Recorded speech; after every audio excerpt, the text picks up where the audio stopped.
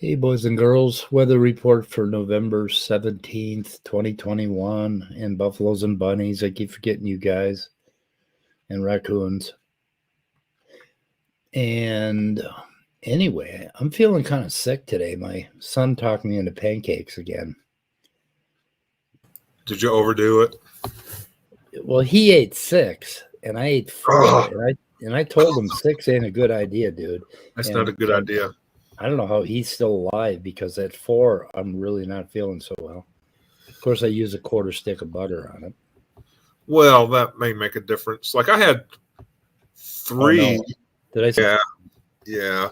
I'm just going to go ahead and call an ambulance to come out to your house. Okay. Thank you. Like a half a jug of Carol corn syrup, you know.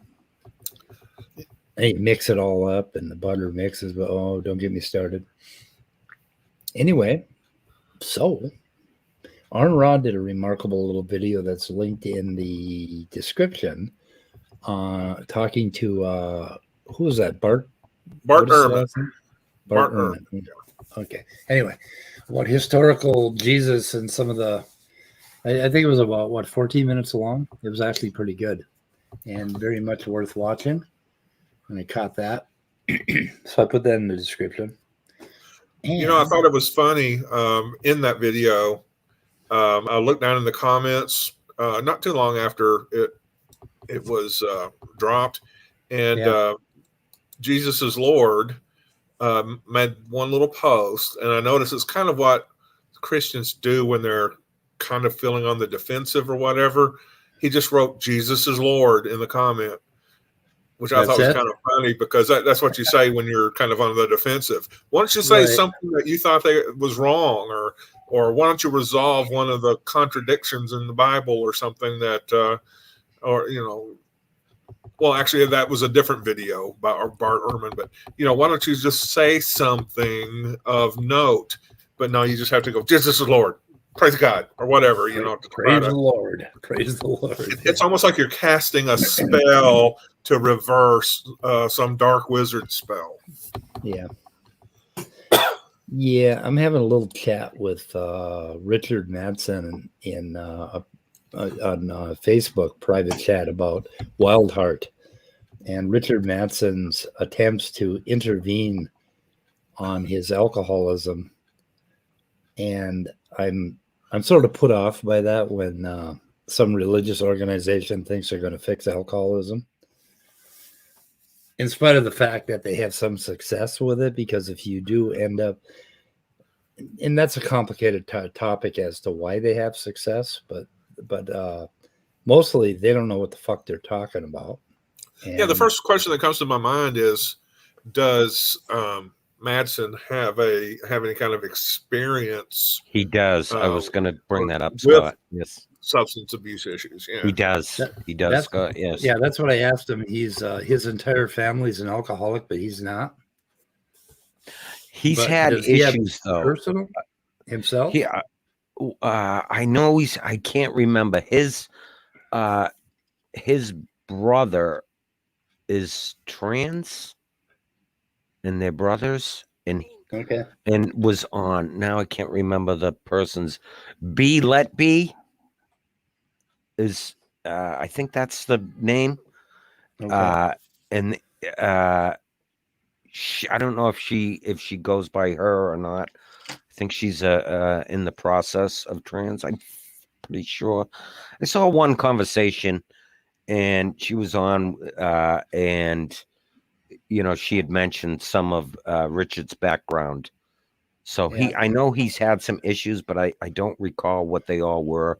She talked a lot about him and some of the stuff that he has dealt with, and I don't recall, to be honest with you, Okay. all Yeah. the issues. So he may have some experience in whatever. Like I said, I He don't didn't, recall if it was drugs possibly or he something. didn't imply Some that he issues.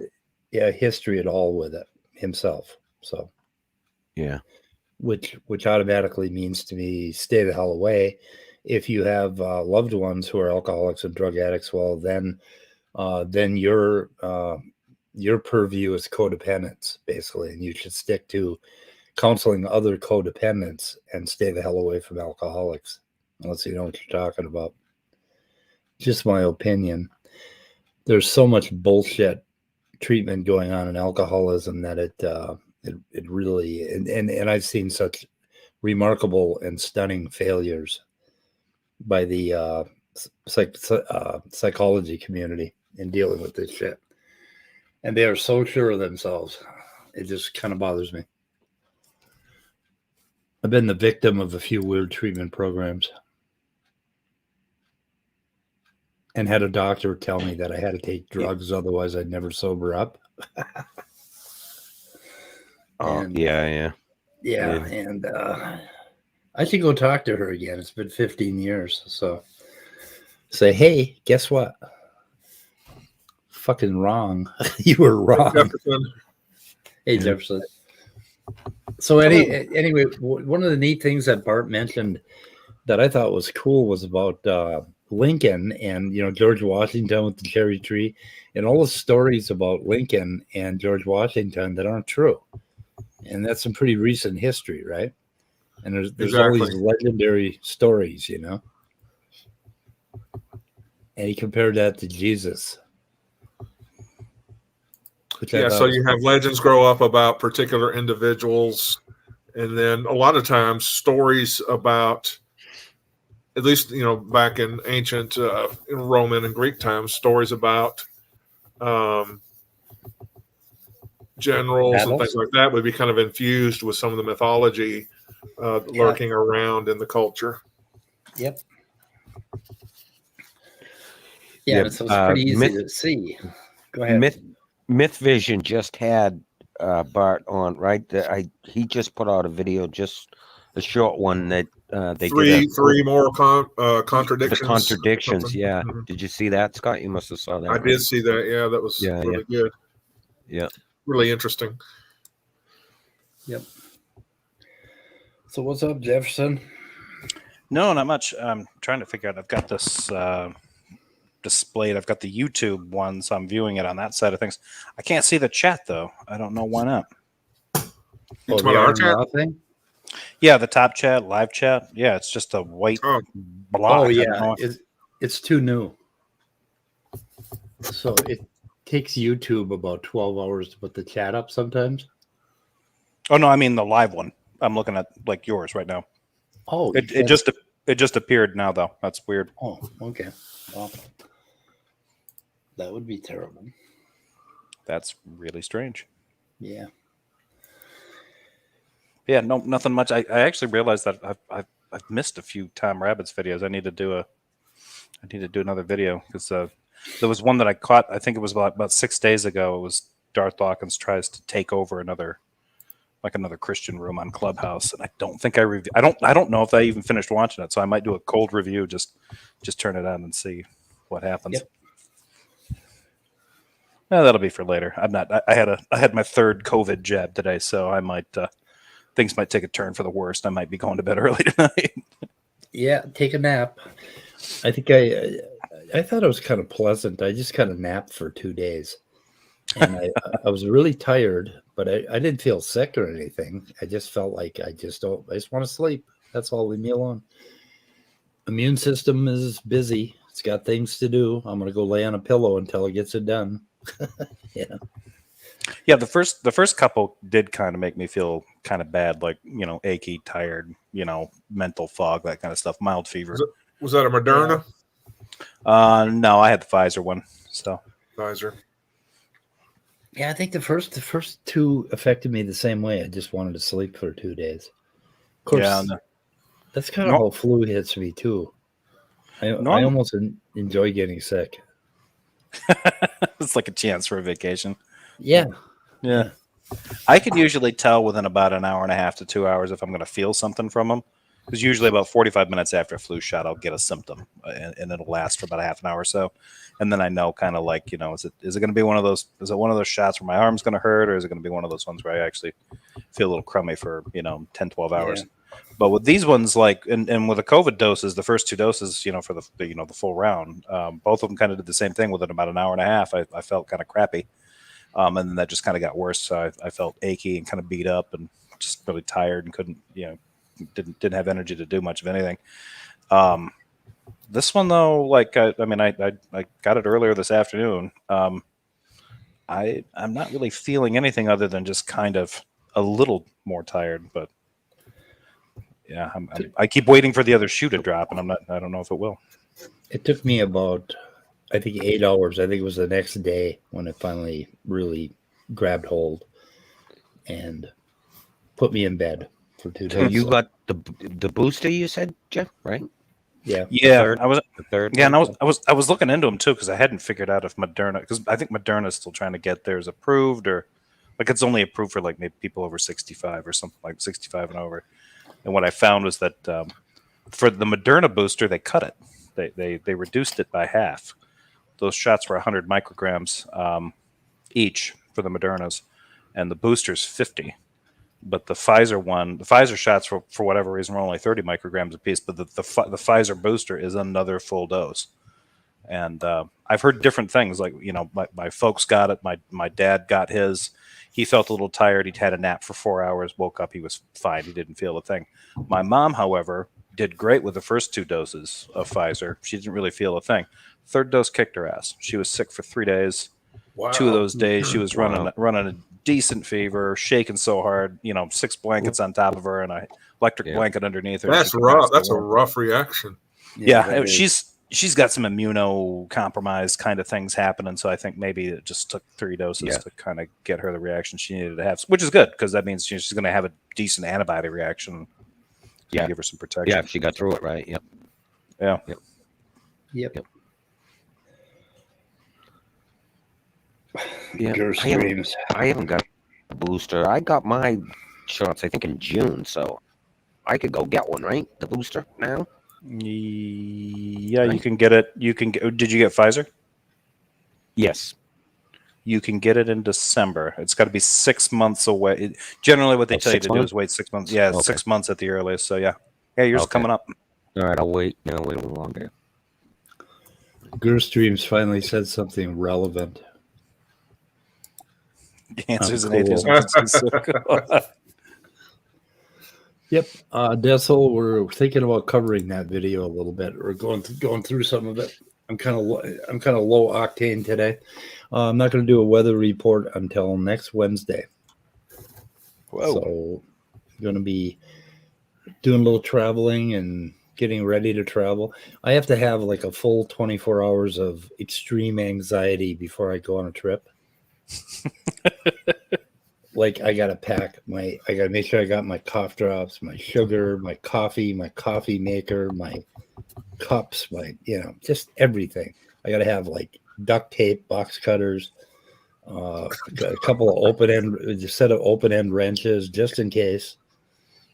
Shit like that. I mean, I really work at this. What are you planning to do while you travel that you need tools and you never know. And office he might need to help fix the plane if something goes wrong. You never know what's going to happen, what you're going to run into. I've had situations where it's goddamn. I wish I had a roll of duct tape with me. Always have a roll of duct tape with you. Oh yeah, because in a pinch, I mean that can even count. That can even substitute for clothing. I mean, in a real crisis, right. That's all I ever pack is just several rolls of duct tape and some granola bars. Good to go. Yeah.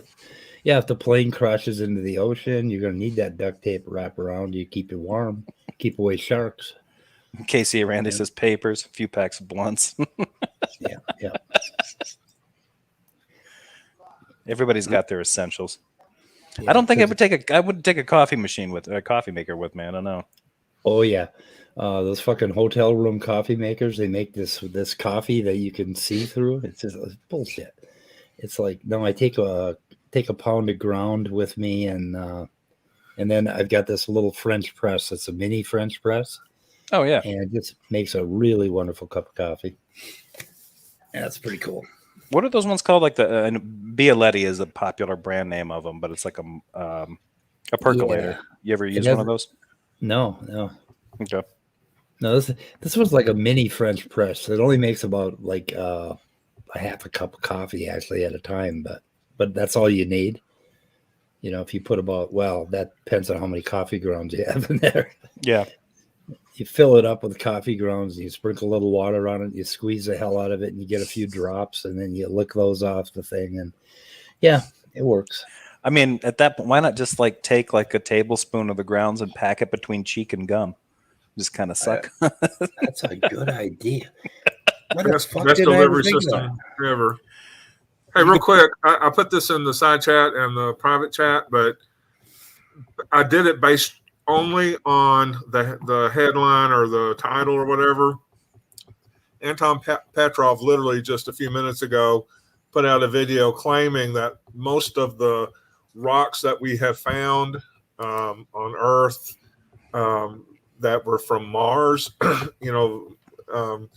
he believes, or he's found a person who believes they have discovered the crater on Mars, the impact crater from which all those Mars rocks ended up landing on Earth. So I just thought that was the coolest thing, and I don't know if it's true, but it is sure an enticing headline. So I just wanted to point that out. Could you roll that up a little bit? Well, I can't quite see it. Let me see. Study discovers the true origin of most Martian meteorites. You should link that. Did you link that somewhere? Yeah, it's in the private chat. It's in the side chat. So yeah, I got it covered. I got you covered. But I just wanted to point that out. Get that way. We're being a little sciencey, and it's just the most amazing, coolest thing all day. Yep. Now, they haven't done any. Did they do any tests? They didn't do any test on the actual crater on Mars. Did they determine that, or? Well, no? see, that's the thing. I did it based on the headline, not based on necessarily the accuracy or certainty of the. Yeah, of I the wonder paper. how he figures that, or just based on the actual. Well, if you could get crater. samples from it, but I don't know if any of the rovers ever did. Right, they may have. Maybe that's what. Yeah, I'd have to watch Yeah. the video. I don't know if they mentioned that or not. Just curious. I didn't know if you watched it or not, but yeah. No, it literally Curious. came out after we started, Yeah, or at least it popped yeah. up on my screen after we started. Yeah. Where's the good part? Is this the good part? Should we play a little of this and see what Sal has to say? I haven't Yeah, listened to it. definitely. Let's be interesting to listen to. Yeah. Maybe I'll speed it up a little bit. We'll see. Like just a horrible theory. I mean, compared to others, I mean, it may look beautiful to some. I was raised in the Catholic Church, and I went to public school, and I accepted evolution, and I accepted a version that looked very optimistic. I kind of like the idea that simple life forms could evolve into something better. And the expectation was that we would just keep evolving and getting better, and the whole universe would get better. Okay, right there. There's a problem right there. He does call later on. He does call that a naive view, but I Okay. think he's describing just how he thought about evolution when he was younger. Yeah. Okay. So But that's yes, people kind of the do naive- believe in that better and better thing, and we've heard creationists kind of use that fallacious view of evolution to mock the theory of evolution. But that a lot of people do believe it means you're getting better. But what's interesting about that is Sal wants to redefine fitness to mean exactly that things are better and better engineered. And then he goes ahead and says, well, evolution doesn't do that. And evolution doesn't do that. We know that. But then he wants to redefine fitness to mean better and better engineered. And then he goes ahead and they prove how evolution doesn't always do that. And then they say, oh, the whole theory's wrong. Well, to begin with, no, it's not about better and better and better and better engineered. In fact, if it got better and better, there'd be some environment that killed that thing, right? It couldn't be that way. So don't forget, he has an agenda, right? I mean, he wants to disprove evolution. So, of course, he wants to redefine it to make evolution look bad when that's not what it actually is. So, yeah, that does kind of make sense because he has an agenda. Well, he did admit that Sanford told him that if you want to win these debates, you have to redefine, you have to change the definitions to suit you. And he admitted that on an SF3, on a Standing for Truth stream about a year ago. So he said that out loud. Basically that is their agenda. They're admitting to their agenda. Like, I don't know why he did that. That's not good. Talks when he shouldn't. Yeah. Child, and I thought, well, that's a really cool idea. And I'd see these pictures of the progression from microbes to becoming like a fish, and then it becomes like a reptile, and then a mammal, and the mammal becomes an ape-like creature. Well, apes, and then or primates or whatever, and then you see it become a man. And I said, that's really beautiful. And I said, if that's how God works, I think that's just a great way that God could work. So that was where I was. And after I became a Christian, I still had accepted evolution, and then I didn't quite understand how it could be reconciled with the Genesis account. And I said, well, okay, well, sometimes we harbor ideas that aren't really compatible, and yet we can accept both of them. And that's sort of where I was as a young Christian and a sophomore in high school. I mean, you just sort of accept whatever's thrown at you, and sometimes you don't really think about it. It was only slowly I realized these aren't compatible ideas. And I ran into a tract that talked about the complexity. And I said, yeah, it doesn't, I don't think evolution's feasible. Now, actually You run into a what? Danny, a tract. I'm wondering if there's a Jack Chick. Was it Jack Chick? Yeah. If he had he had tracks out on evolution, but I don't know if it dealt with complexity issues or whatever. So Jefferson, what would a Christian mean if they referred to a tract? Do you know? I would think that they would be referring to like a pamphlet or something like that. We used to do that with, I think the kind of the last church that I was involved with used to release religious tracts, and they were basically like a tiny little, like a sermon. Yeah. There was one group that would pass around the 4 spiritual laws that they would use to witness to people with. Another group had I forget what it was called, but it would basically like the 3 or 4 steps for salvation and why we need salvation and things like that. But then Jack Chick did all sorts of issue-based tracks that you would find. Yeah, they were just a lot of Jack Chick tracks in the 70s and 80s in the bathrooms of truck stops and stuff. They were just comical. I mean, hilarious. I don't think I ever heard of those. But yeah, no, I mean, tracks historically used to be kind of different, but there's some. I mean, we would compare them to like any kind of pamphleteering kind of thing. So yeah, I get those in the mail a couple times a month, along with my answers in Genesis and Acts and Facts and all that. They'll occasionally send me little things, and some local churches stick them in my mailbox once in a while. And I'm surprised that when they put their hand in my mailbox that they don't pull back a burning stump. They can't even reach into it as they're pressing their hand into it. Their fingers are just melting off. I should get a little they must make some sort of glowing Satan globe, right, that I can put in my mailbox. So when they open my mailbox, they see Satan. Wouldn't that be awesome? There's just glowing red eyes in the back. Yeah. Get like a puff of smoke, so it looks like there's something going on, some burning going on. Oh, that's an awesome idea. I'm going to go check into that. Okay. Somebody's going to call the fire. Something metaphysical that actually persuaded me. I said that it's hard to imagine. I said, at what point can chemicals just keep interacting and then it becomes self-aware? It starts to feel like it has a soul. Oh boy, that's said, brilliant. Oh boy. You know, the chemicals that make me up now are not exactly the same chemicals that made me up when I was a child. I mean, it's a different set of atoms. I mean, we know the cellular processes. There's lots of. That was brilliant. Oh my God! I'm like, no, I'm different. I'm different chemically now. Yeah. Well, how much have you been drinking or smoking? I guess is the next question. Oh shit.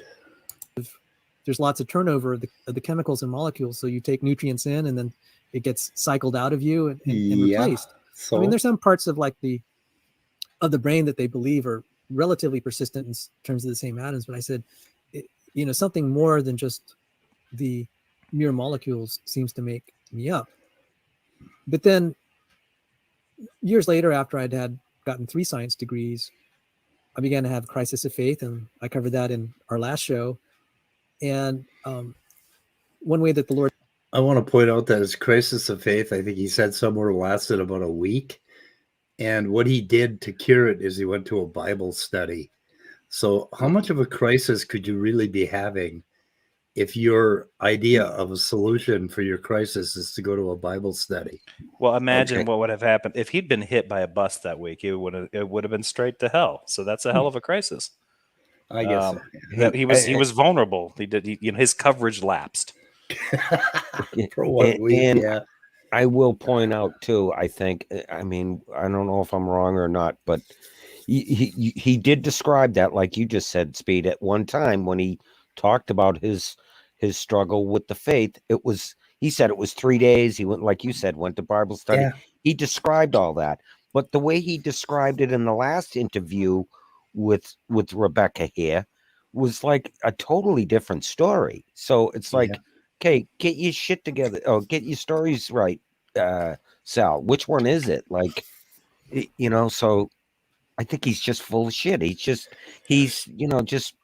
slinging a lot of bullshit to Rebecca. Right? I mean, the stories aren't the same. They're not the same. I can reconcile the contradictions in those two stories. He had 2 contradictions or 2 crises of faith. Yeah, probably. I'm sure that's what he'll say. Who the hell? Yeah. Yeah. I think it's the same as like when Jesus was a little boy, he was at this wedding with his mom and they ran out of wine and he said, "Hey mom, I'll run to the liquor store and pick some up." And then, you know, after he retold the story a number of times, it became, I turned water into wine, you know. I can see how you modify a story every time you tell it, right? So is that what happened with Jesus? Same thing that's happening here with Sal? I think.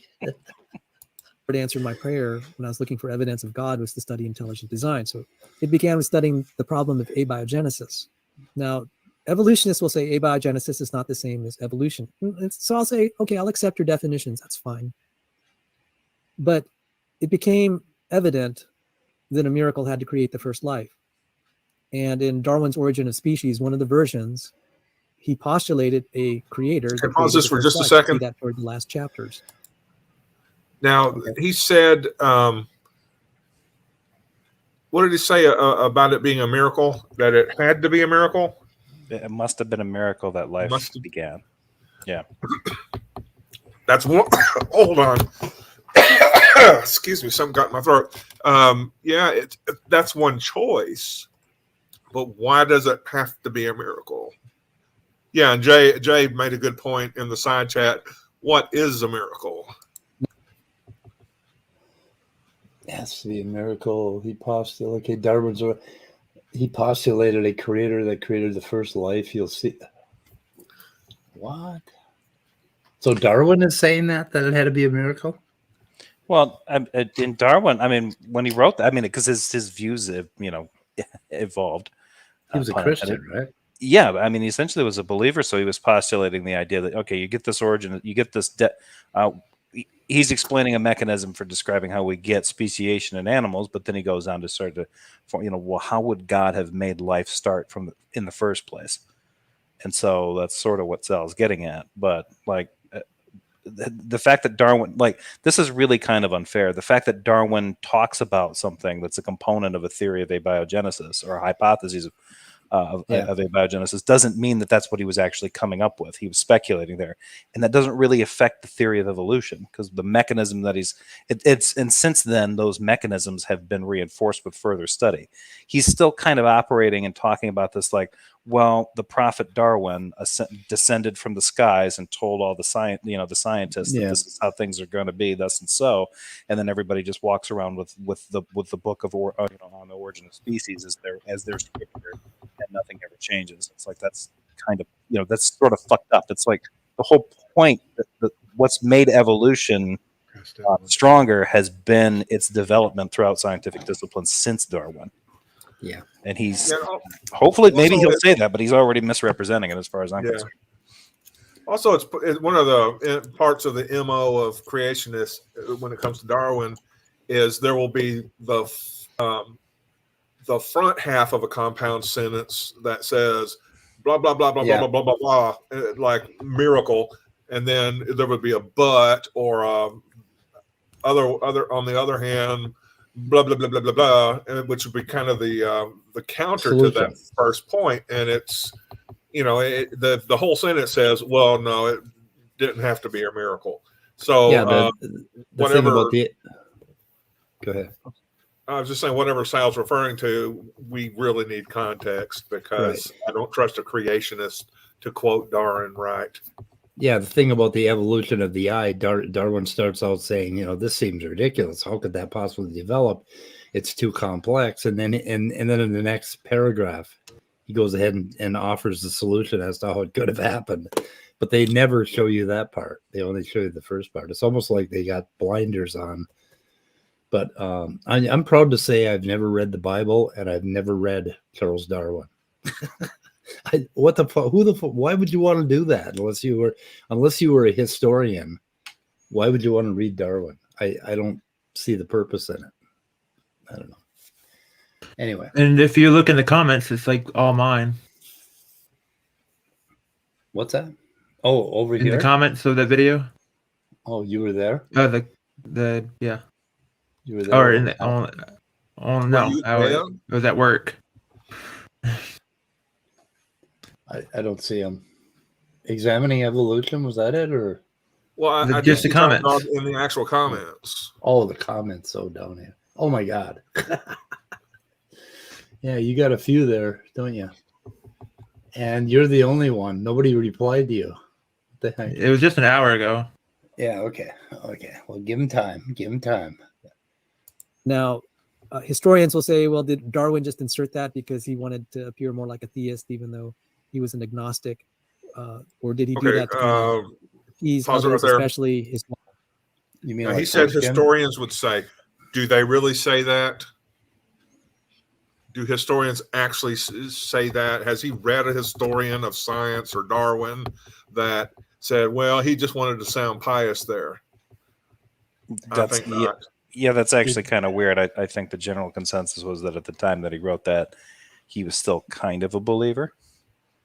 Yeah, and I think he may have been a believer all through his life. Do we have any evidence that he wasn't?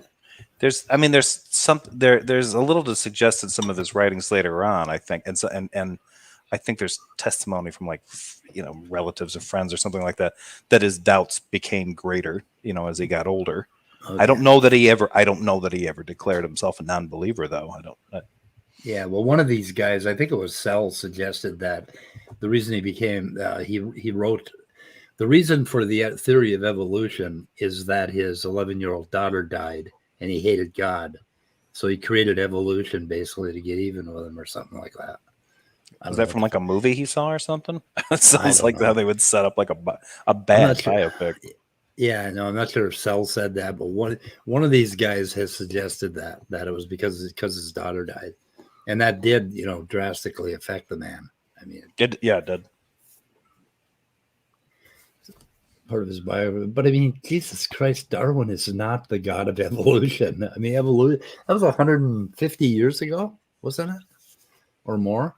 Like, what the fuck are they talking about? Yeah, Darwin is much more in the heads of creationists than in evolutionists.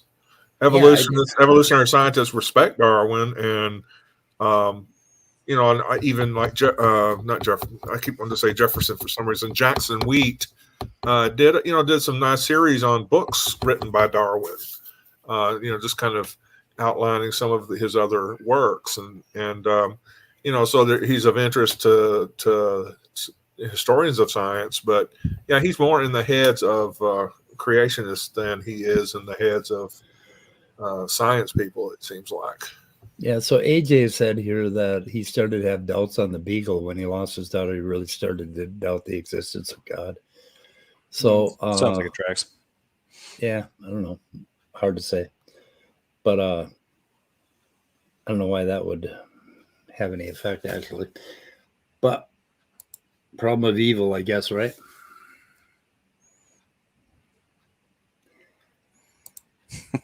Wife, who was a professing Christian, we don't know, but it is an Origin of Species where he did suggest that the first few lives were created. So, and you can Google that, you'll see it, and it's really kind of amusing that he says that, because technically, then he would be some sort of creationist by today's standards, if we take that literally. Now, so then the theory of evolution is what happens after that, through a process of common descent. So I'm fine with people. I actually encourage creationists to make the distinction between abiogenesis and evolutionary theory. Thank you, Sal. Thank you. But yes. Can I pause you there? And yeah, I run into that all the time, and I'm fine with making the distinction in order to appease them. But really and truly, the problems it's the same type of problem for abiogenesis and evolution, right? Even if you get abiogenesis, you still have the same types of problems when it comes to evolutionary development. Would you agree with that?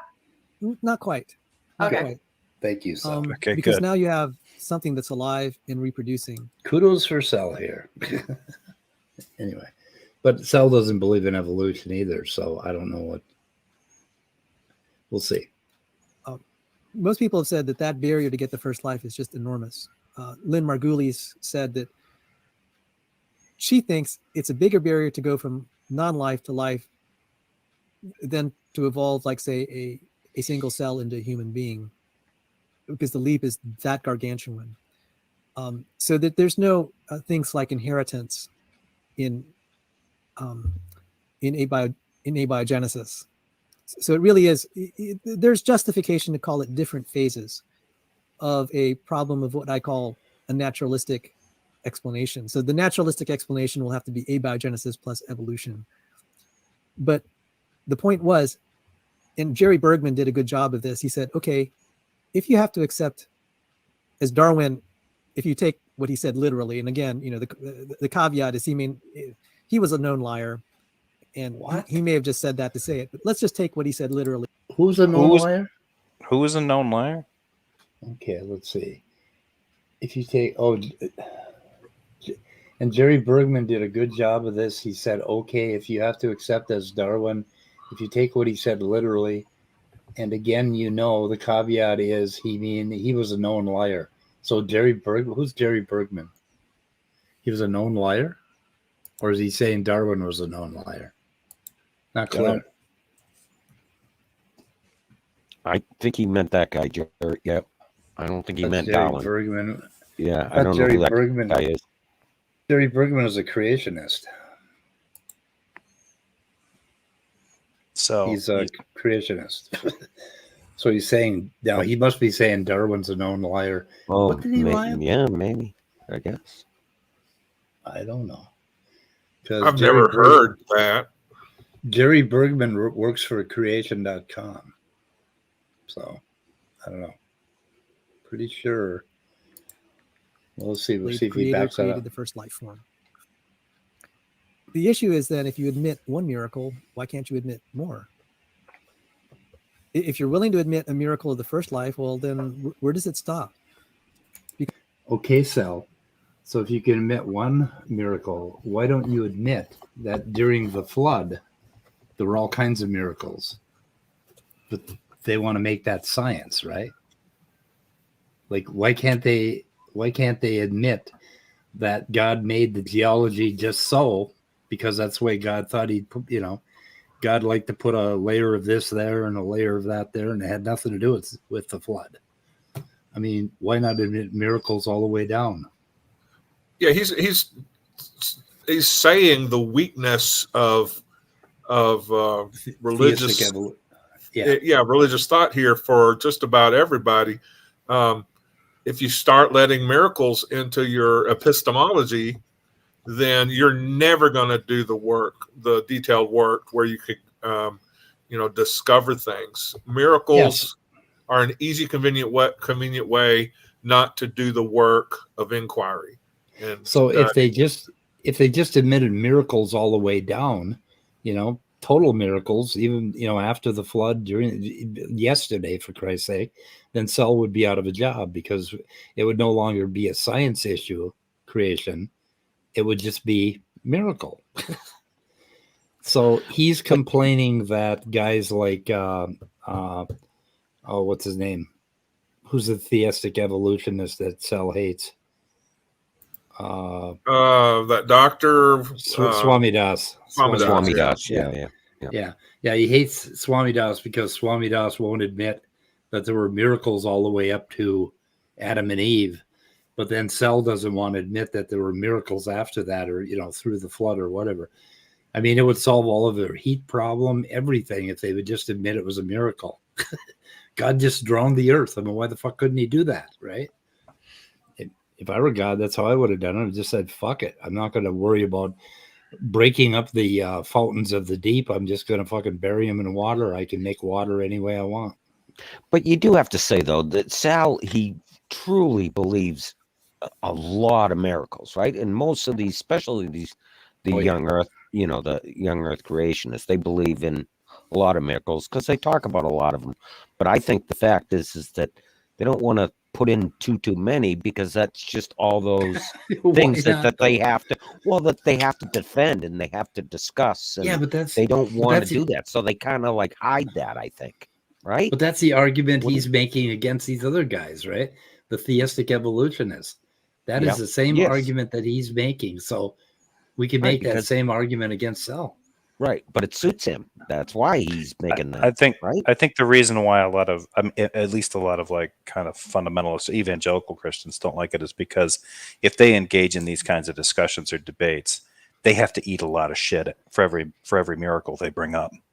Right. That's what I think, and that's why he keeps them out. They try to tap dance around him or ignore. Because I mean, if you listen to somebody like any of these guys try to say, well, God is what grounds reality, and that's how we know that this is possible and this is impossible. And like, okay, Jesus walking on water. Yeah, you just violated that. We don't know that what's possible and what's impossible anymore because you just violated it. So next, and then if they try to say, well, no, you don't understand. That's to prove his power and glory. Yeah, by violating his own rules. So again, next. So yeah, miracles are always a big sticking point. I mean, they're fine in-house. If you're with other Christians, it's perfect. Right.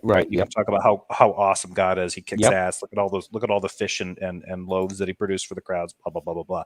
Until you have to sell that outside the group, and everybody else is like, hang on a second. He did what now? That's when they start realizing, like, okay, we need to take another tack here because we're getting the look. They're backing away from us and looking away like we're crazy people.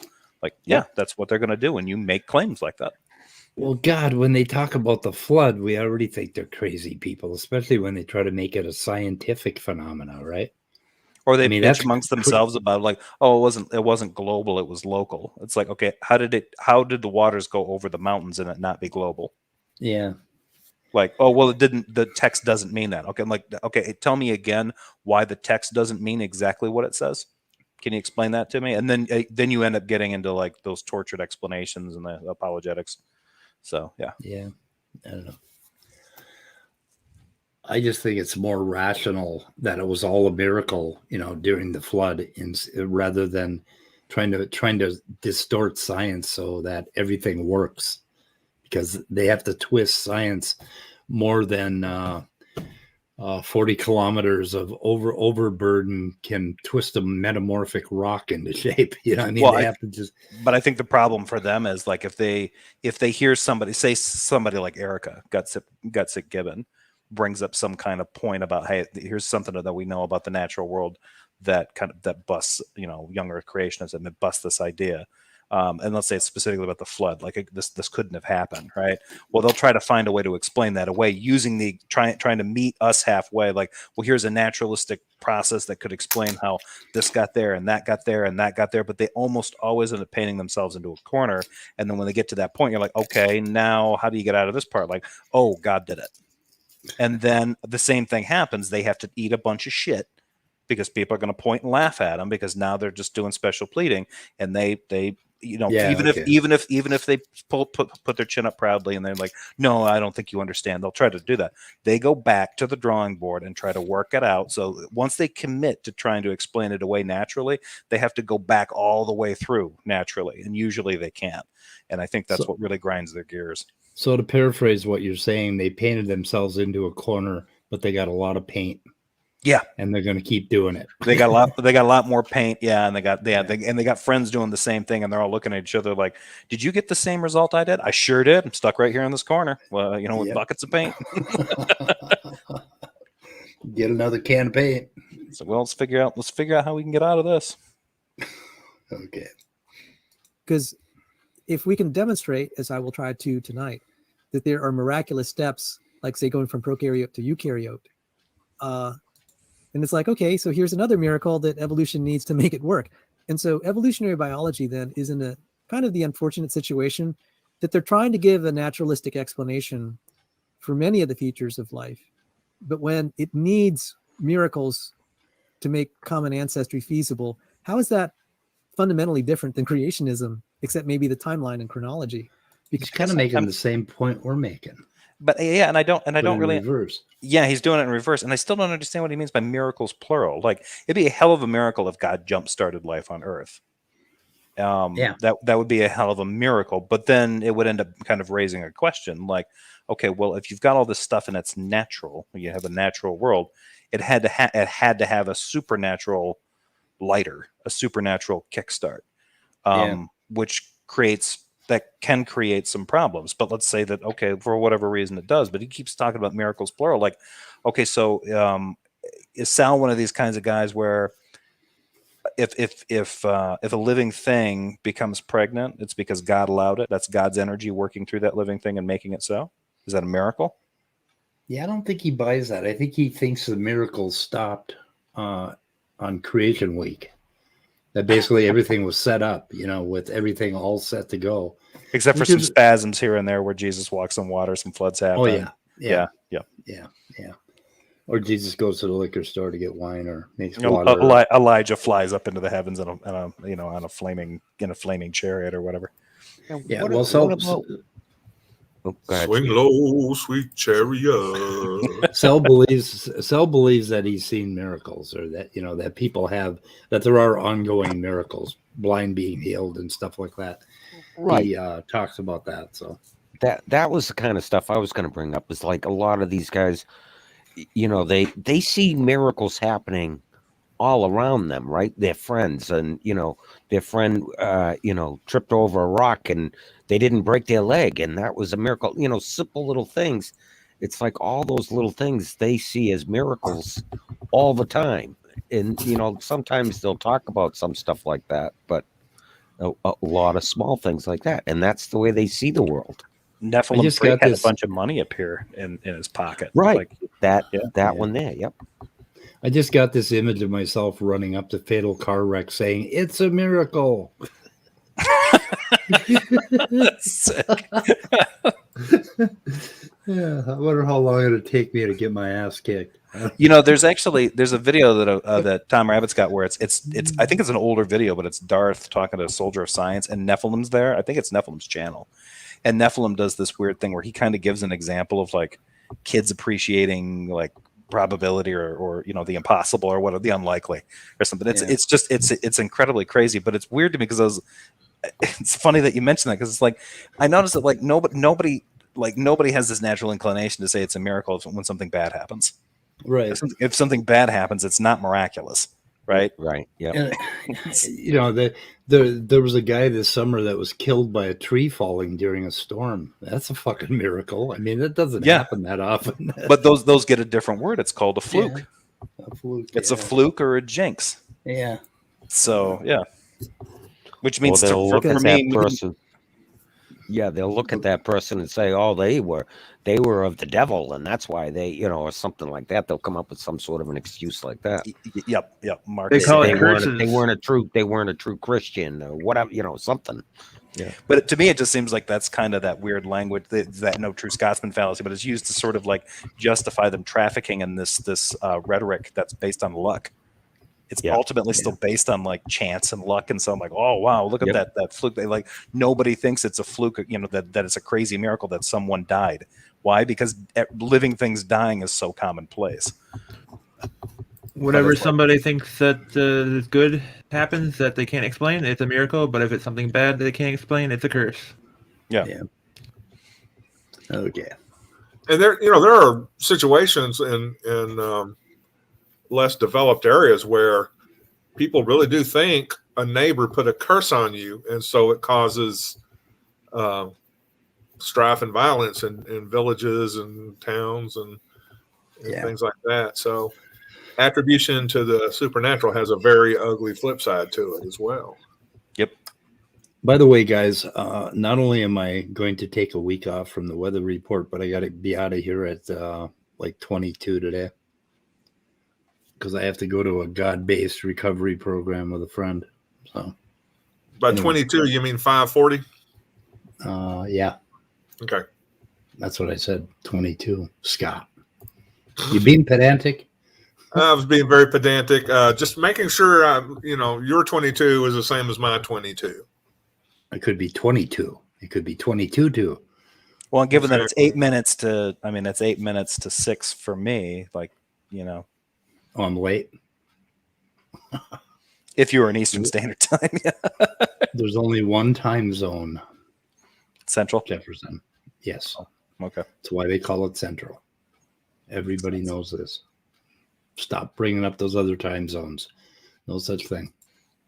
They may say they don't need miracles, but when I confront them on some of the things that we'll talk about tonight, they're like, I don't know how that happened. I'm just like, okay, that's fair enough. We don't know a lot of things. But if you're asserting this is true and you have evidence that you have no way of ever explaining this in terms of natural processes, what I mean, I could show you all the accepted laws of physics and chemistry. I could show you principles of cellular biology. If you can't explain it in terms of that, then your belief in evolution is faith-based. It is not based on fact. But we can explain it, so that's the problem. This seems a bit unfair. So, if we follow that example that he gave, because this seems to be a common one, because I can't explain how my car works, I am accepting. The only reason my car works is based on faith. Like that doesn't follow at all. Like, no, there's a natural explanation to it. Right. But I don't, just because I don't have all the answers in a thoroughgoing, comprehensive explanation for every single process that happens, it does not mean that my faith requires this thing to move. He sounded just like Antangelo there. If you can't explain it, then that's evidence for my God, right? And did you hear what he said? Now he said, no, you can't explain it. So you say you don't know, but then a sentence later he's saying, and you're asserting that it's true. No, we just said we don't know. We don't have an explanation for that. Like, did you hear how he said that? He like twists it right around. Yeah. And then he says, well, if you can't explain it. Unless he really wants to torture it. It's like, well, I don't know. Like, oh, how do you know that's true? It's like, okay, get out of my house. That's when you excuse the person. Like, no, you don't want to have a conversation. You're just being annoying. But yeah, no, you're right. Like, okay, well, they don't know. If you think about it, it's sort of like, well, if you can't explain everything, then how do you know anything is really real or really true? Like, well, that just always seems kind of odd to me. That's like, you would need to understand all of climate. You have to understand how the global climate system works to evaluate that it's raining just outside your window. Like that, it's never worked for me. I don't know why Christians traffic in that kind of goofy thinking. It should be obviously false that those are non sequiturs when they say those. Yeah. Well, Cell's whole shtick is proteins, and he finds really complicated proteins that work with other complicated proteins. And he said that couldn't have possibly happened. And he says that we don't know how that happened. But like Raw Turkey Energy just pointed out, is that okay? She changes her name every day. Raw Turkey Energy pointed out there's a protein complex that you don't look at, and you'll find pieces of it as homologs elsewhere, or you'll find all these duplicated regions. And you can basically look into any protein, and you can look back and find you can find many ways for that thing to have happened naturally, with reasonable probabilities. But he keeps going to this irreducible complexity as his final, goalpost move, or that, oh God, it couldn't all happen at once because it just has to be just so. And he keeps lying about how these proteins have to have exactly a singular sequence. They don't. There's all kinds of things that you could switch out, and you still end up with a domain that does something, that has a function. You can have all kinds of mutations or different combinations or whatever. And so in protein evolution, either he has not looked into it at all, or he's just absolutely refusing to look into it, or refusing to accept what he finds, because we know a hell of a lot about protein evolution. So I could go on. What are these ancestral reconstruction experiments that Raw Turkey Energy writes of? Ancestral reconstruction experiments. I'm not sure. It sounds like if we want to know more about protein evolution, we need to talk to Raw Turkey Energy and Matt Cell. Yeah, probably. Yeah. Right. In fact, Raw Turkey Energy, you ought to come on right now and explain some of this stuff to us. Yep. That would be very informative and helpful. Or, God, I hate to say this, but, alternately, you guys could ask me sometime. I'll fucking tell you. I think my brother is saying that this isn't cringe enough for him. He wants a Smokey video where Smokey is calling some woman a bloviating cow. Yeah. He did a real good stream this morning showing a Catholic guy named Jim. Yeah. And then somebody named Irenic Palato. Oh, yeah. Yep. Whatever. And they were kind of more normal than you normally see on these videos. And then there was Jill and Smokey. And of course, Smokey, and he had to attack Jim because he was Catholic. And so he called him a bunch of names and blah, blah, blah. And it was just real interesting to compare them to two people who are Christian, but who think and talk more normally. I think maybe in a discussion with Jim, I think that was his name, we would end up disagreeing with him a lot, but at least it was a more reasonable discussion than what you could have with somebody like Smokey or Jill. Luckily, Praise kept his mouth shut most of the time. Yeah. Boy, Smokey hates Catholics. What, really, more than atheists? Yeah, he seems to. But I think Jesus is Lord does too. Praise doesn't seem to care. He'll party with anybody that says they're Jesus. Some of these Christian groups have to have somebody to hate. I know in the missionary Baptist churches that I used to go to a long time ago, their missionaries would come back from like South America, and instead of talking about statues to saints, they would just call them idols. Even for me as a teenager listening to a preacher, it just sounded real excessive. Like you just knew this guy had a hate heart on for Catholicism.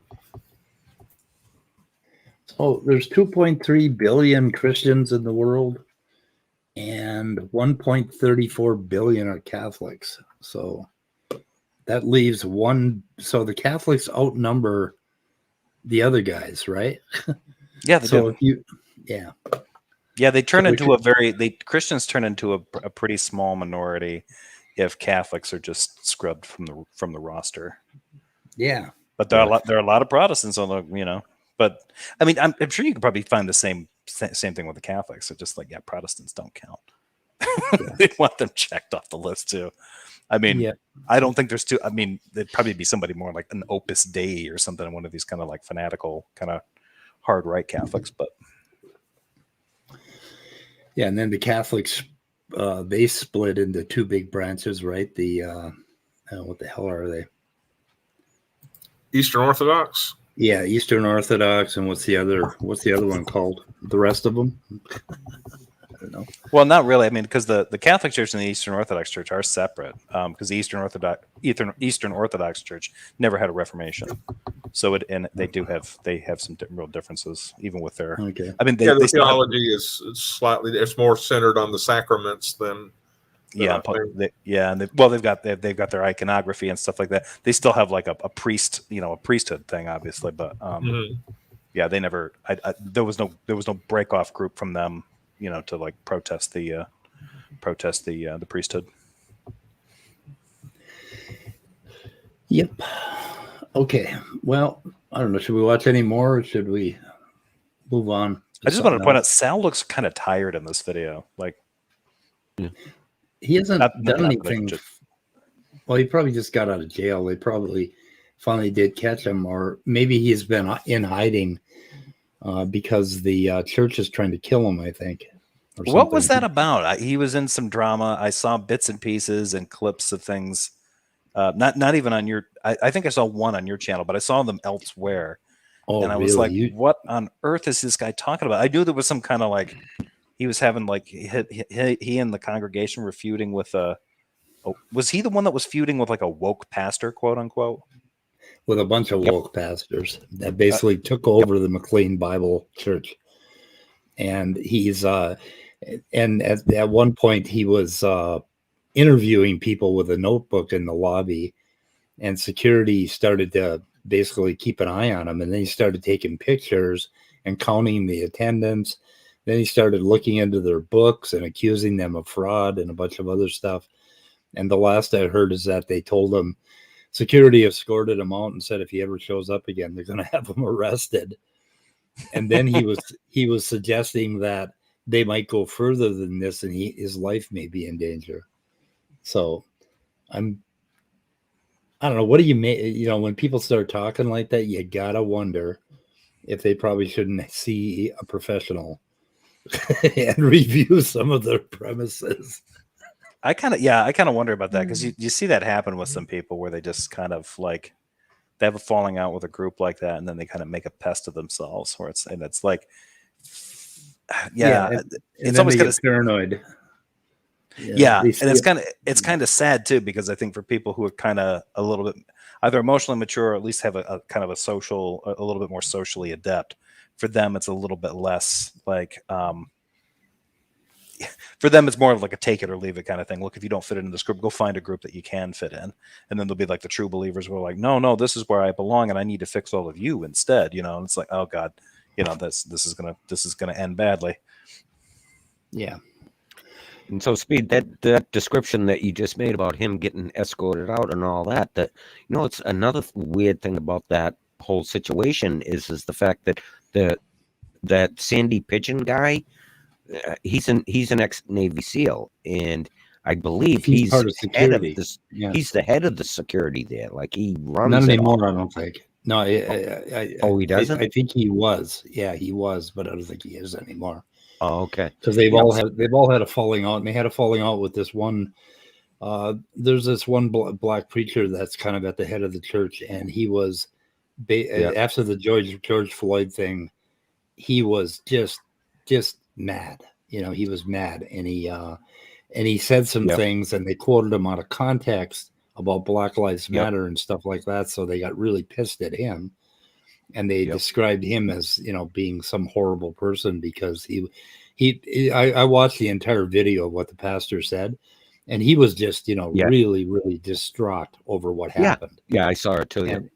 But Sal did a little clip where he said something about coming after white people or some fucking thing like that. Right, you had to go and actually watch it, what he said, right? Yeah. Yeah, because Sal was not doing it justice.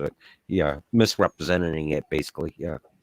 Yeah, but Yep. it's more than that. The Baptist church has all of these what they call woke pastors, or they call them goats. And Yep. they're people that are just trying to lighten up on homosexuals and things like that, and Yep. they're Yep. basically trying to take a more liberal, modern attitude toward this whole thing and stay the fuck out of people's personal lives. Like one of the neatest things I heard Gur Stream say is when he was a Christian, I forget how he said it exactly, but it was something on the order of, like, I'm not God and it's not my business to be judging other people. And so I'm just going to stay out of the whole thing, even though I think homosexuality is a sin, but it's not my business to be in other people's face. And that was like, that's what some of these Baptists are trying to move toward, right? Because they realize that they're losing people, as a result of taking this hard line on all this shit. And, it's none of their fucking business. They don't have to take a hard line on this. They can talk about Jesus and salvation and everything else. They never have to bring up any of this stuff, right? Yeah, I was going to bring up that same point, is they're losing people, and it can only help them if they don't take such a hard line. Just right? stay out of politics and stay, Yeah. stay out of the fucking controversy. But anyway, there's a whole bunch of people that are really pissed off about that, and Sal Cordova is one of them. Emery Moyna is really one of them. I mean, he's just right out there, just raging on this stuff. So maybe we should switch over and watch that the clips I have on Emery, because I kind of wanted to call him out on a few things.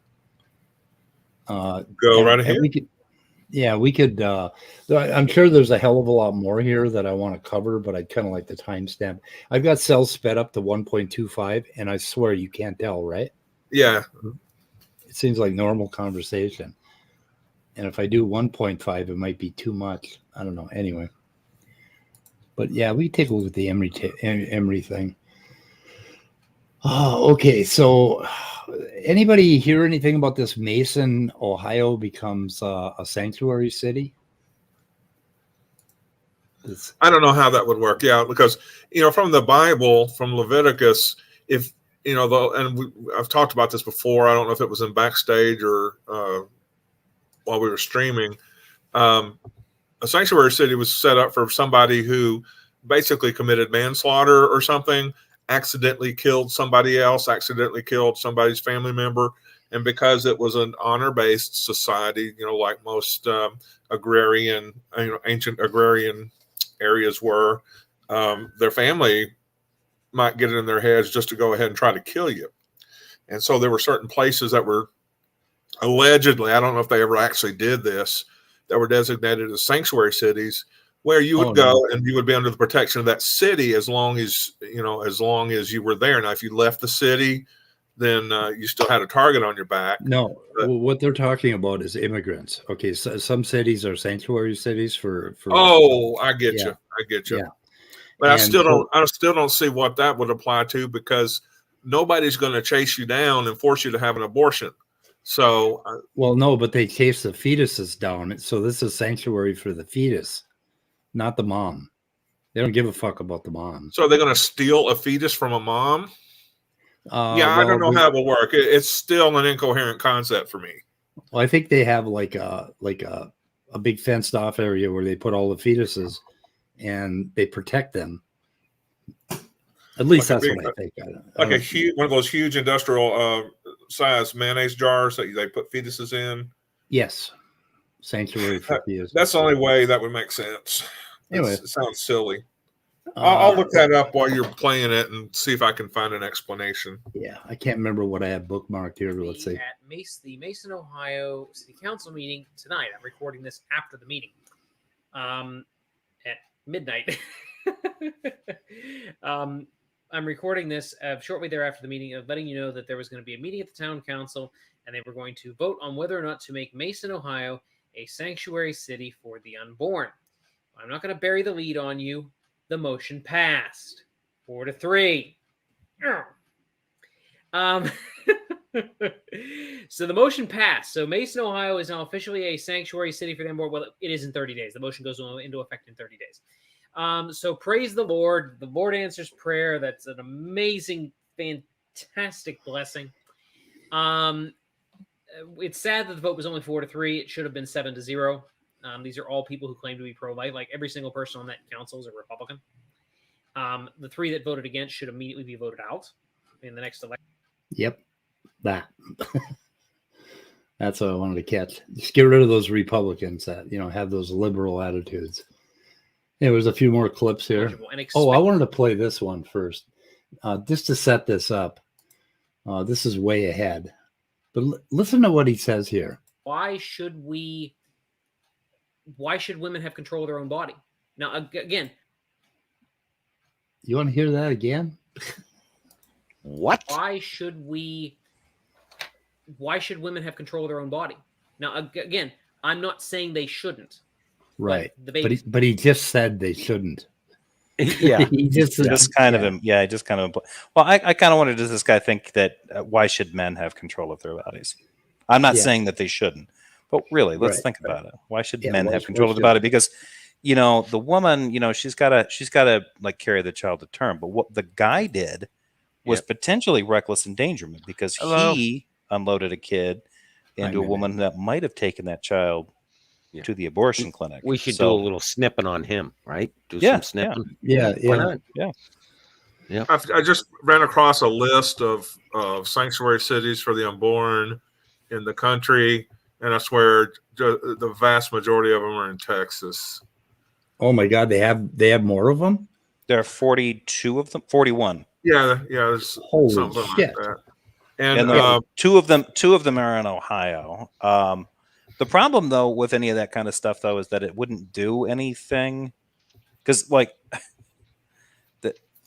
it doesn't really change the law at all, right? Like, and if you're a small town and you don't have an abortion clinic, it doesn't change anything. And if they think like, well, we're a sanctuary city for the unborn, so like that doesn't mean a doctor can't terminate a pregnancy in your city limits.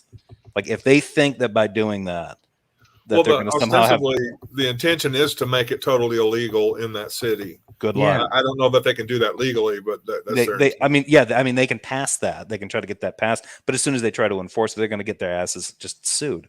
I'm surprised there are this many already because it's like, okay, what are you going to like? If you don't have an abortion clinic, it probably is never going to happen. What they're doing is they're making template ordinances, and then they're organizing citizens of different towns. They have consultants and lawyers come in and organize the people of that town to know what to say and what to do, and they advise them on campaigning strategy for that particular ordinance so that they can get the city councils to pass it or maybe pass a proposition or something. I don't know how city politics works in each individual city, but there's an organized effort to get templated ordinances passed in all those cities. Okay, by the way, hello. I'm in it. Let's listen to a few of these clips. I got a whole bunch of them, so I just want to portray his character, and this is definitely an attack on his character that I'm doing, but that's all there is because he has nothing else. Eligible and expect dirty tricks. So I'll go through each one of these. One of the claims made by the quote unquote pro aborts. I'm not going to use pro abort anymore. I'm going to say pro infanticide because that's what they are. They are pro infanticide. One of the claims was that one of the over-the-counter drugs that is used for a chemical abortion, I think it's mifepristone. I may have mispronounced that. I don't know if this is interesting. We'll try this one. Fortunately, someone was there to correct that. But expect that people are going to lie. That your opponents are going to lie because that's all they know how to do. They are of their father, the devil. Yeah. Blah, blah, blah. Expect dirty tricks like this. Changing the rules last second to better benefit the abortion lobby. So the change abortion lobby? Yeah, the change of rules that he's saying is that somebody went up and talked to a few of the council members, the ones that voted against this move, and they shortly after that they announced that anybody that didn't live in that city was asked to leave the meeting. So basically, and that would cover both sides, I'm sure, because they're, these protesters, pro and con, go around to these meetings and try to represent themselves. Well, the council said, you guys get out of here. This is, only for Mason City, Iowa residents. Okay. And he's calling that a dirty trick. So am I the only one who thinks that him having a ultrasound as a background is creepy? yeah, we were gonna. He's got a fetus back there. I'm surprised he didn't have a picture of a fetus that they had put in a petri dish, because they love that. They love to show those little naked fetuses. Fucking just tells you where they're coming from. Anyway, You don't give the benefit of a doubt to a man charging at you with a knife. You shoot him. Or so why give the benefit of the doubt to a bunch of people who are effectively charging it? Wait a minute. Okay, listen for a minute. You don't give the benefit of a doubt to a man charging at you with a knife. You shoot him. Yeah, but law enforcement gives the benefit of the doubt when they're investigating that shooting. Wait, listen to it. It's coming. The benefit of the doubt to a bunch of people who are effectively charging at babies with knives. Wow. In a rhetorical sense, you shoot. I mean, don't give them the. Okay. I mean, in a rhetorical sense, it's not wrong, but it's not right. Jesus fucking Christ. That self-defense argument can be used about the mother toward the baby. The baby is posing a threat to her health and her life, and so you don't give the baby the benefit of the doubt. You kill it. But you could make You could make that same crazy argument the other way. Did he not just make an argument for shooting people that were having an abortion? He's like one step away from, blowing up an abortion clinic, right? Yeah. I mean, there was that one guy that did that, right? Who was that guy? There's been a couple of them. I can't remember the last guy that did it, but he was a loon. Yeah. How in the fuck is this still on YouTube? Him saying that. But, then he always follows it with, well, I'm not saying violence, right? The benefit of the doubt. And I'm not calling, by the way, just before any pro-aborts get a hold of this, I am not saying that you actually point a gun at someone. Okay, that is not what I'm saying. This is a rhetorical comment. You do not need to give these people the benefit of the doubt. Yeah, but he just said that. I mean, it doesn't matter. It's like, I'm not saying, you should kill these people. No, I'm not saying you should actually kill them. It's just rhetorical. Yeah. He said that about every comment he's made. Yeah. Yeah. It's just like, fuck this guy. Yeah. Hey, I don't know what your name is, dude, but you're an idiot. There, I said it. No one else on the panel will. This is Emery Mornazzi. I mean, Emery Moyna. I keep fucking this that is up. Sal's buddy. I don't understand why I get why they're excited about this, because they think that it's a cultural thing on the ascent, which they might be correct. There's a lot of rubes out there that are really pushing this stuff. The more I look at his face, the more creepy it gets. Ugh. Yeah. But there's nothing about these things that are criminally enforced. That you can't enforce any of the stuff at the city level when it comes to that, because a woman's right to an abortion is a constitutional one, as per the Roe v. Wade decision. So whatever they're doing, if they try to enforce it, they'd be violating somebody's constitutional rights, and then they're going to be liable. Which is probably why there's a few people that voted against it, because it does set up. Even though it's a small town, if they ever did push this into something legal, they're exposing their asses to an enormous liability. But these ding dongs that are talking about this, like this is how things are going to be, and this is great, don't seem to understand that the cynical groups that are pushing this do this because when word gets out that the city has quote unquote banned abortion or as a sanctuary city for the unborn, it just sends this stupid signal to any women there that we won't tolerate abortion here. It's not really saying that it's illegal. It just confuses the issue. Yeah. So, and all that's meant to do is just basically, this is terrorism. This is just a sort of litigated kind of terrorism. You basically spread a fearful message that, this is not the kind of place for you if you want to consider terminating your pregnancy. So maybe get the fuck out, or hey, don't have abortions here, or what? It's a constitutionally protected right. Any of these people that are backing these motions can shampoo my crotch. This is absolute unconstitutional, illegal bullshit. God damn, Chef. That's the first time I've ever heard that one. I'm going to use that. Chef. I think he covers that a little later. I'm not sure if I timestamped that, but he covers that idea that they can go somewhere else and have an abortion. So, You know, I'm Until- sure there is some woman. Until they've taken over everywhere, right? Like if he Right. had his way, they would have no place else to go except That's another right. country, and then they would sit there clutching their pearls. Like, can you believe what they get away with in those other countries where they just yeah. they're chasing after babies with knives down there? Like at that point, his arguments become literal. Like, doofus. Who is this guy? I In need the to. pro-life organization.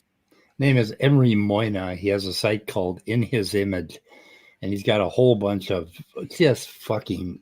He's one of the guys that are going after the Baptist Church because they're woke, and he's the one that calls them goats.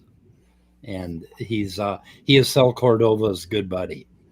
So anyway, anybody that supports Sal Cordova is automatically supporting this guy and his rhetoric, and you ought to really fucking listen to him before you start supporting either one of these people. And Because Jefferson, there's a lot here. he's been on Praise's channel a few times. Yeah, Oh, not speaking- that often, but he's been over there a few times. Yeah. Speaking of that, yeah, Don't. I don't know. Can you, what? can That somebody would send me a love- link to his channel so I can? I would like to follow him. And then, It's in my description, my friend. oh, okay. Mason becomes a sanctuary city, and I covered some stuff by him where he was, instead of saying the vax, he points at it. He makes a dabbing motion toward his shoulder, which is really fun. I covered that in a weather report last Friday, the one that we ended early. I covered him. You ought to watch the very beginning of that weather report because I covered some wonderful clips by this man where he says a bunch of other really interesting things. But let's see what I bookmarked. That was from last Friday. Debate. Yeah, last Friday. Okay. Yeah, I ended the show after I got the news about Vice Rhino. So, and What so it happened was to about half. His wife passed away from a stroke. Wow. Like, yeah. Oh, you didn't know that shit. Now I fucked your day up. Yeah, I hadn't heard that at all. Yeah. Well, shit, she's not that. They're not that old, are they? No, I Right, think they're very in their young, 30s yeah. and three young kids. So Yeah. Holy shit! Yeah, that's terrible. yeah, that is. Cookies. Did he say Or the meat. cookies? Oh, okay. This is okay. I know why I bookmarked this. Listen to this whole thing. You know, I'm sure there is some woman in the pro-life organization that you work in that would love to bake cookies. There's some woman that would love to bake cookies. What the fuck does that have to do with abortion? Is he saying that he would love to bake cookies using? No, he's saying that I- you can find some woman that would love to bake cookies.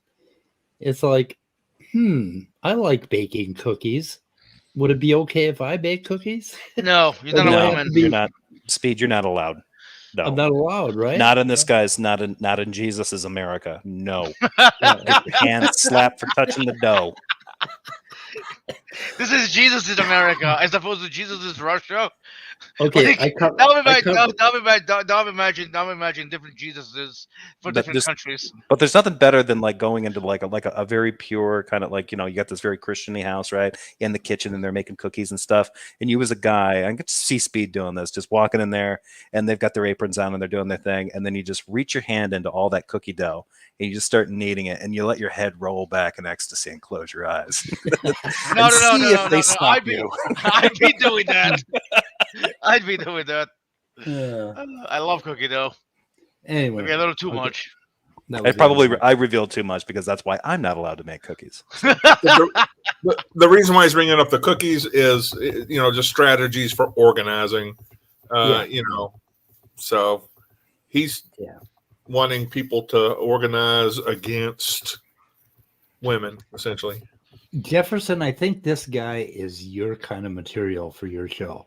He's got God. a lot of shit on here. Hmm. He's really a piece of work. But the problem is he's only got 222 subscribers, 61 views. Not The after I problem get with done with bringing him. I'll make him a attention to him- star. I mean, yeah, you would actually. Yeah, well, as long as 500 of his subscribers want to take him out and beat him up, that'd be okay. I don't know. Yeah, not the his, kind a of lot of power I a lot wanna of his become. subscribers might. Yeah, any new subscriber. If I start covering them and people do start subscribing, many of them could be hostile. But he's Yeah, not going could to. be I don't think he's going to complain as long as. But the advantage to that, no, I'm not going to say that out loud. Never mind. Okay. It wasn't bad. It wasn't anything bad. It's just I don't want to say it out loud because it would come back to haunt me. I mean, Dolph Dawkins will come back to haunt you. Yeah, got but he 15 can't. minutes. He can't. YouTube is. I mean, YouTube is not his venue. He can't really do anything on here without. I mean, from what I heard, he was also kicked off Discord. He was, and he's working on getting kicked off of Clubhouse. I think. Jesus Christ. Okay, we got 15 minutes left before I got to shoot her to head. So Why? Lean in. And what do I mean by that? If they're making a claim that is true, but might make you look bad, lean into it. Step into it and knock it out of the park. And what I mean by that is basically if the left is saying, well, we're denying reproductive access to women, we'll come back and say, oh, so you're denying health care to all the 50% of babies that are female that are aborted, or it's probably higher than 50%. What? yeah, that was a pretty weird point. So he's saying if the pro-lifer is saying something true, lean into it and come back at him and ask him, well, what about the 50% of basically female babies that are being aborted? And it's like, what the fuck kind of an argument is that? I don't know. Anyway, The gay kind. I don't know. Anyway. Not the good gay kind. Lean in. Oh, that's And what do I mean by that? Okay. If they're making Hang on a second. Okay, now we're okay. I got a few left. experience talking to these people is they're very shallow. They've never thought through Irony. Right. the You know it. implications of the things they believe. They've just accepted an emotional argument somewhere and they just run with it. Or in the case An emotional argument, talking about basically little tiny blobs of fetus flesh as if they're babies is not an emotional argument, right? That they have rights, and people are charging them with knives, like you're being attacked in the middle of the night by a burglar / rapist. Yeah, and yet we're the ones engaging in emotional rhetoric, not this guy. Yeah. Check. making comments like, well, if we're gonna make the woman bring the child to term, then we need to make the man take care of it. Duh, I'd be fine with that. Like, I would have absolutely no problem, and I mean absolutely no problem, with a system that punished men and women for out-of-wedlock births. Like, That's smart. Dude, you're fucking creepy. I hope you watch this. You are a creepy little bastard. Knock it off and get off YouTube. God what he damn. just said is that if he were in control of the government, which they would very much like the Christians to be and fundamentalists to be in control of, they would make a law so that you would be punished for having a baby out of wedlock. Yeah. Yeah. Well, at least that's consistent. I guess it is, but I would like them to then justify how are they going to use the Bible to tell me that I can't have more than one wife? Yeah. There you go. It's consistently more Nazi. I don't know. I think he's got the haircut for it. Okay. Are you obsessed with Godwin's law, Speed? Yeah, I always go. In fact, I fucking love Godwin type combat. I always go to Hitler, no matter what. Now, is Godwin's law the one that says if a guy looks like a Nazi, you can tell him he looks like a Nazi on YouTube? Well, I know you're being facetious, so I'm not going to answer that. No, I mean, like if we're trying to decide what to have for dinner tonight, me and my son, it's like I immediately go to Hitler. What? Why? Yeah, you know, Hitler had this great gravy and biscuits recipe. I always work it in. Trust me. How the fuck we need to continue work Hitler in? Local. Get out locally. Yeah. Get out. I agree with him. Local area. Find places where your town council or town board or whatever you want to call it might be sympathetic to this. Yeah. And then East Texas. I always Right go to Hitler no matter what. Jesus. I do want to say, like, for this guy's point, like, yeah, I absolutely think it's very important that all these activists get out there and let everyone know who they are and find the people on these local boards in local government that are also basically they hate the Constitution, that want to destroy some of the founding, sort of the pillar of the founding documents there. And then they can kind of explain how they're the conservatives. They're the traditional ones. Like, it sounds like to me that what you want to do is take the Constitution and the Bill of Rights and just replace that with the Old Testament. Not the New Testament either, because the New Testament's got too much forgiveness in it. But as far as government goes, they want that Old Testament in there. And then maybe they can justify that. So yeah, get out there and keep talking to people, because the one thing that the rest of the population is really not going to like is you trying to turn the government into your cocked up church. That's right. Yeah, you're right. Call them out. Let them stand up so that we can see them. Yeah, every time somebody says, like, we need to end abortion. So what you're saying is are you advocate like this guy here? Oh, it's great that these towns did that. It's great that they're violating they're advocating the violation of the Constitution. I thought the Constitution was I thought that was supposed to be a good thing. Now I'm sure they've got some weird apologetic where something went totally off the rails and Satan got into the heads of the judges at the Roe v. Wade decision. They couldn't have possibly made a rational decision. It was all, but still, just call them out for that. Okay, another one. If we're going to stop babies from being butchered in this country, it's going to have to happen locally. And do not. I saw a couple of members of the council doing this. Do not pander to the abortion activists. So we should pander to you? If your town has a Planned Parenthood or a NARAL or whatever other abortion mill in the town, and you propose one of these ordinances, do not pander. And heck, don't pander if they don't exist. Don't say, well, they can get their coverage elsewhere. See, he covered that. Be forthright and say, no, we want it banned. It is the murder of a human being. It should not happen anywhere, and it will not happen in this jurisdiction. Shut the fuck up, bro. Be brave. Don't pander and say, well, you can just go down the road to Cincinnati or Dayton, which I heard a couple of times tonight. Oh, you just go to Cincinnati. You said that. No.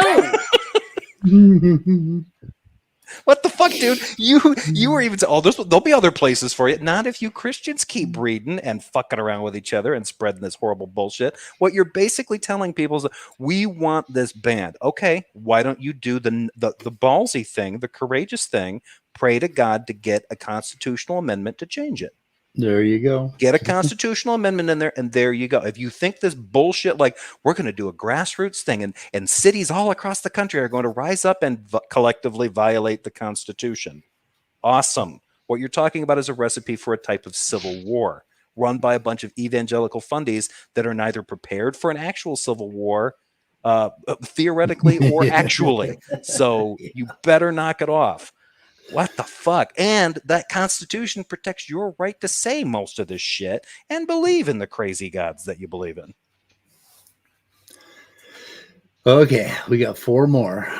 You may live in New York City where you can't stop them because the local politics is completely run by the Democrats, who are literally communist in New York City, by might add. You can't stop them just because the council says it's bad. They're this communist. Is hilarious. Yeah, well, in New York City, you can't do anything about it. But a good old Mason, Ohio, I can tell a woman, fuck you, you can't have an abortion. You know what she can do? She can hit you. she can hit you for harassing her and potentially being some kind of crazy attacker. Like, that's what you're saying to her is a violent. Like, if you're trying to impede her right to death, like, not everywhere is Texas. If you are trying to restrict her from her constitutional right, you are committing a crime. It's fucking basic. I wasn't aware that New York City was communist. I wasn't either, but I mean, they are literally communist. Okay, one more. We're banning abortion access. Okay, I'm banning it. Tough. What are you going to do about it? There you go. Bring a lawsuit. Bring it. Bring up. Do we care about doing what is right or don't we? You don't, because you're doing the wrong thing. There you Do go. we care about doing what is right or don't we? No, you're doing the Care about wrong doing what is thing. right. There can be no hesitation on this point. No hesitation. So no mercy, no surrender, None. Yep, no quarter given. he's going there. And the fact that many evangelicals are more comfortable with someone like, shall we say, Francis Collins. Video on Rumble coming on that, by the way. They hate Francis Than Collins. they are with the position I'm taking is disconcerting. Because Can you pause that for just a second? Yeah. If you're a Christian and you believe that this is going to be sorted out in the afterlife, why does it have to be perfect and righteous and just so now in a fallen world, in secular Right. governments? I don't understand these ding-dongs. Like, I wonder if this is the kind of guy that thinks that you have to have a Christian society in order for everybody. Like, he's one of these dickheads that thinks that because I'm Christian and everyone else needs to be Christian, and until everybody is the same, everybody matches, everything is shit.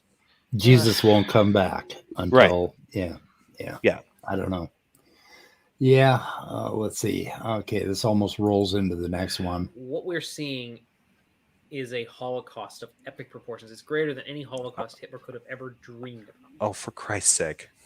Over Wait, a long I'm probably time. playing into his Comparing hands. it to the Holocaust. Well, Godwin's Law is a favorite. It's something that you and he have in common, Speed. Yep. Yeah. Okay. Stop bringing it up, by the way. It's creepy. No Just more. kidding. Go ahead. No more. No more. It Bible is camp. time, ladies and gentlemen. It is time to end the Holocaust. Took a step tonight in Mason. Praise the Lord for that. They did not. Organize. You may not be the right person to organize, but I'll bet you know somebody who does. If you lived in your community for a few years, you probably know at least one person who could organize that. Why are you alive? Why didn't your Go mother together. report you? Show up, stop the wickedness that's going on in schools, teaching of CRT and child pornography in a lot of cases. What the Stop. Yeah, what the fuck is he talking about? Critical race theory is not taught Check- in those. yeah. Is not taught in Sex education. It's He barely called- taught in high schools. I don't think it's Okay. even taught in a high school. And child pornography, is that what is that? Does he think our Dr. Seuss books child porn or something? I don't know. Where the fuck did he get that from? I know what it is. It's like Disney cartoons. Daffy Duck doesn't wear, or Donald Duck, he doesn't wear any pants. So How old is it's Donald kind of Duck? Is he porny. like under 18? I don't know. Well, he's a character for kids. So I don't know. I don't know what this guy's doing. Like, I don't. Oh, I know what it would be. I bet for him, child pornography is going to be if the kids in a certain grade are exposed to a story about a kid that is gender neutral, gender queer, trans, something like that. Or Oh, gay. he brings this up. Yeah. Okay. Yeah, I bet that's it. this might be where he brings it up. And then, or realistically, just get your kids out of the school. The school would be on saving most likely. But Yes, run for the hills. If you are going to keep your kids there, stop the paganism if you can, and go to your town council. He's okay. We're at the end. He's advocating for the removal of all public schools. Or he if has you're said going to, that. or if you're going to stay there, you need to surrender any silly idea about pluralism. That's essentially what this guy. He's one of these Christians that's just given up on the idea of pluralism. Well, Yeah, Jeff, I've given up on life because of this guy. He's pretty He has- depressing. He has actually come out against the public school system, saying it should be disbanded, basically entirely. We shouldn't have public school. Well, I mean, public schools does have its issues, but it should be reformed and not disbanded. Yeah, that kind of goes without saying. Midnight. It's like we're not going to go back 200 fucking years. You know, it's just like, yeah, we're not doing that. Yeah, and the only reason that these guys ever do this is they know damn well that if they get it illegal, like if they get it illegal in certain places, this kind of stuff, it doesn't get rid of abortion, and they don't care. They don't care that there are abortions and stuff. I mean, they claim they will, like, oh yeah, protect every kid. You don't really care about that because you can be shown a slideshow that goes on for 90 minutes of all the kids that died in Africa today, and not lose a minute's sleep. Not give a But shit, right? but because a woman has a constitutional right to terminate a pregnancy, you're convinced that someone's out to kill baby George Washington or something. Like this is just a bizarre, or baby Jesus himself. It's fucking bizarre because it's an American baby. We don't do that here. I mean, the fact that he compared like abortion to infanticide, it's like those are technically, legally, and in every other way, completely different things. I mean, these people have lost that they've lost their bearings. They're gone. Yep. And the weird thing is that they're pretty much the only thing that's left, because most anybody else that was sort of in Christianity for either culture or comfort or community, the 3 big C's, most of them have bailed, whether they're Catholic or whatever. They just sort of left, or they don't give a shit anymore. The only ones that are sticking around, one group that's still kind of gaining some ground, are these American Taliban types. Yeah.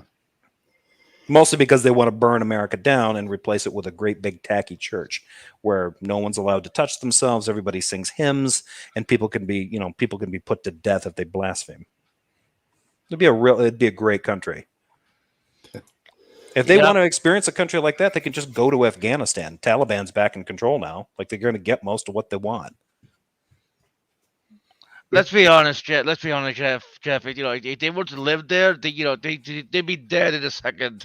Well, the thing is, they don't object to the Taliban. They just don't like the fact that they're doing it in the name of Allah. Yeah. If they were Christian and doing that kind of shit, they'd probably be over there now. Yeah. I Right. agree with that, for sure. But my point is they'd be dead.